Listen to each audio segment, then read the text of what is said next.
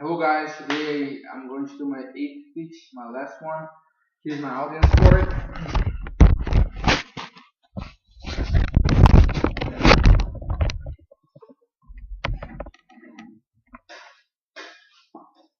Hello class, how are you guys doing today? Hopefully everyone that read the book assigned for today. Let's talk a little bit about the story first. The Giver has a pretty interesting story. The plot is focused on Jonas, an anxious 12-year-old boy that lives in a world of sameness. Afraid of his future, Jonas is scared with which job he's going to be assigned. He's frightened to not fit in his job. He's chosen to be the receiver, the highest prestigious job that is in the community. He starts to receive memories from the giver, and he starts to see the world how it really is. He starts to see colors, to feel emotions. After 1 year of training, he realized that he can't live in the same way anymore. The receiver wants to see what he sees, feels what he feels. The end is controversial though. The author leaves the reader confused, and we can't really say what happened if we don't pay really close attention throughout the book. Due to this controversy, some people claim that Jonas and Gabriel survived their journey and reached elsewhere. This is a valid idea because in the end of the book, Jonas sees the Christmas time and listens to what sounds like music, something that didn't exist in his world. This way is clear that he completed his journey and he is elsewhere. Although this conclusion, in my opinion, is incorrect, and I will explain why. The Keeper seems like an easy book to read. Has a hiding meanings, which is one of the characters from the author, Lewis Laurie. You have to really pay attention to what you're reading, or you might lose what the writer really meant with his words. So this probably happened with the reader that thought that Jonas survived. We can start explaining what happened by analyzing facts that took place before in the book. We can assume that Jonas was thinking about the release, and on page 13, Jonas talks with the giver about the release. He was curious about it and starts to talk to the giver and ask what he thinks about it. Jonas wonders where everyone goes after release, what happens. The giver actually doesn't think about it that much, but otherwise Jonas does and questions him if elsewhere really exists and what it looks like. The receiver also thought that it was unfair for babies to be sent to elsewhere because they didn't have anything wrong. Just because they weighed less than other babies or they didn't sleep soundly, they decided to go to elsewhere? It's not fair. What about the older people? What happens after they go through the special door in the releasing room? Joseph was curious about these things even before he was the receiver, as we can see on page 32. We have to see beyond these facts to really understand them. Joseph was curious about the release because he was scared what could happen to him next. And these answers could prepare himself to release, and this way he wouldn't be that afraid anymore. Another reason that shows that Jonas would rather be released than to live in the community is that he couldn't handle living in the semis anymore, which is described on page 95.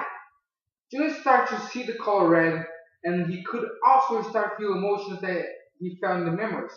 Jonas was stunned and excited to see all the colors and feel their emotions like the giver did. Jonas couldn't live without the emotions that he felt in the memories, and realized he couldn't be happy living the sameness.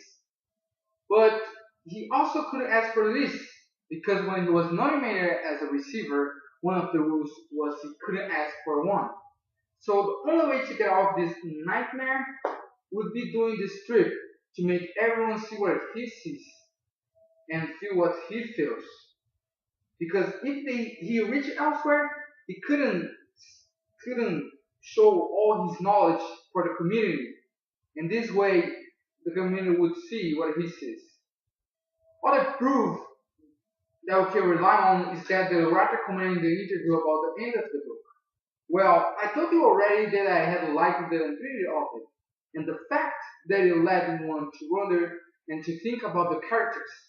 Mrs. Laurie wants us, the readers, to make our own theories, prove them right. The best thing in reading a book is that you build your own universe, so you can interpret the book the way you want it. So, and the most notorious evidence will be the how the book ended. When Junko was gliding down the mountain and getting to the house with the green and red lights, It was a Christmas Eve. What supposedly happened was that Jonas and Gabriel were pretty weak for the trip. And Jonas said he didn't have any strength to keep going. They were pretty hungry and full of food. For this reason, they had to eat some berries from the forest. But no one is going to feel better eating some berries.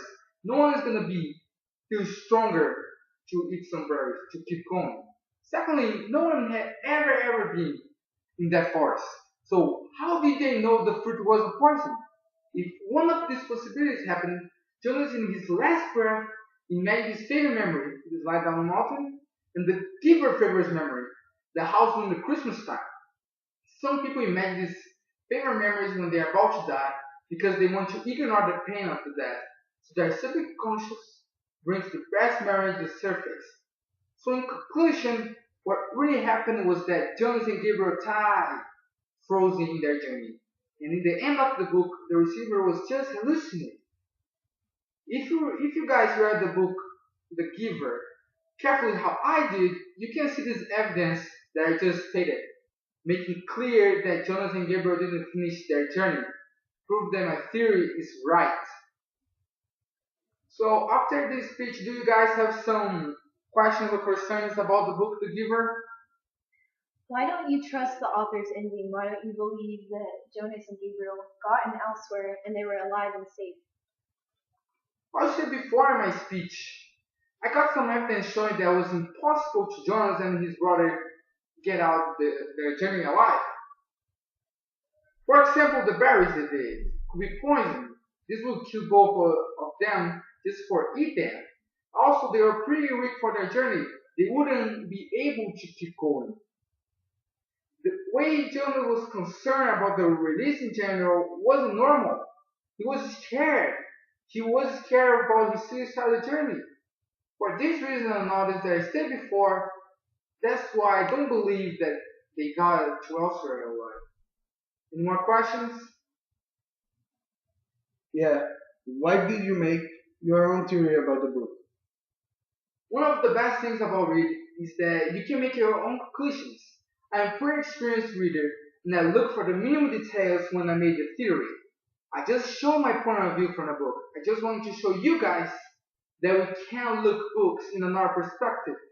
For this reason, we can try to figure out what the author meant in the book. Not just in this book, but in every book that you can try to do that. That's pretty funny because you analyze the book doing that.